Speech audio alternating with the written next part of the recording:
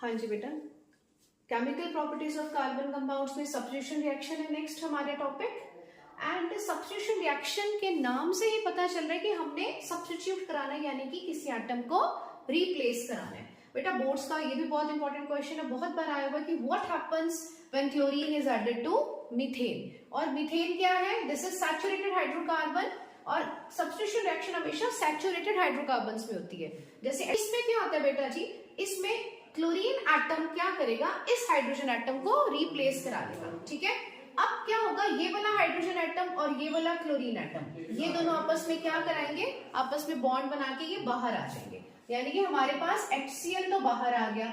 ठीक है, और अब क्या हो गया, यहाँ पे कार्बन के साथ जो 3 हाइड्रोजन लगे थे वो तो एज इट इज ही लगे रह गए, और एक कार्बन का बॉन्ड अब खाली हो गया, तो ये वाला क्लोरीन इस वाले हाइड्रोजन को रिप्लेस कर देगा, यानी कि इस वाले हाइड्रोजन की जगह पे आ जाएगा। तो यहाँ पे हमारे पास आ गया CH3Cl।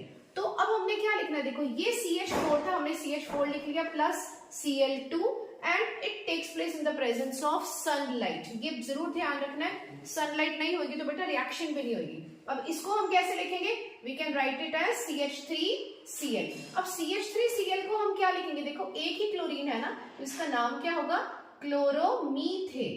अब क्लोरोमीथेन के साथ हमारे पास HCl जो है बाहर आ गया। बेटा जब तक आपके पास हाइड्रोजन एटम्स है तब तक ये क्लोरीन एटम एक एक हाइड्रोजन एटम को रिप्लेस करता जाएगा। देखो सेकंड रिएक्शन, अब हमने फिर से क्लोरोमीथेन में Cl डाल दिया। अब इसमें क्या होगा, अब हमारा ये वाला हाइड्रोजन एटम जो है ये रिप्लेस होगा, यानी कि ये वाला हाइड्रोजन और ये वाला क्लोरीन मिलके HCl बाहर आ गया।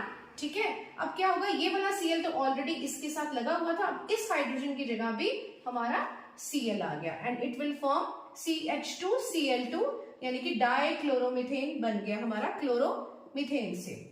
अब डाइक्लोरोमीथेन में भी 2 हाइड्रोजन अभी तक है, अब 2 हाइड्रोजन अभी तक है, यानी कि इनको भी रिप्लेस कराएंगे।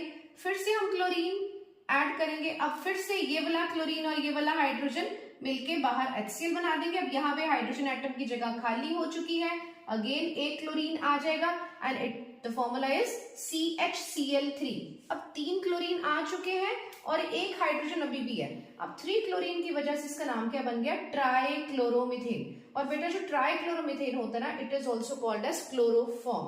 और क्लोरोफॉर्म को हम किस तरह यूज करते हैं, इसको हॉस्पिटल्स में सर्जरी के ड्यूरिंग एनेस्थेटिक की तरह यूज किया जाता है।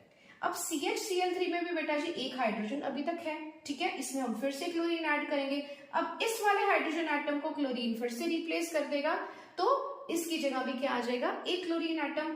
अब हमारे पास एक कार्बन के पास कितने क्लोरीन हो गए, 4 क्लोरीन, यानी कि कार्बन ने अपने वैलेंसी सेटिस्फाई कर ली है, और 4 क्लोरीन की वजह से इसका नाम क्या पड़ गया, टेट्राक्लोरोमीथेन। और इसको CCl4 को हम क्या कहते हैं, कार्बन टेट्रा क्लोराइड। तो ये रिएक्शन तब तक चलता जाएगा जब तक कि हाइड्रोजन एटम पूरी तरह क्लोरीन उसको रिप्लेस नहीं कर पाता।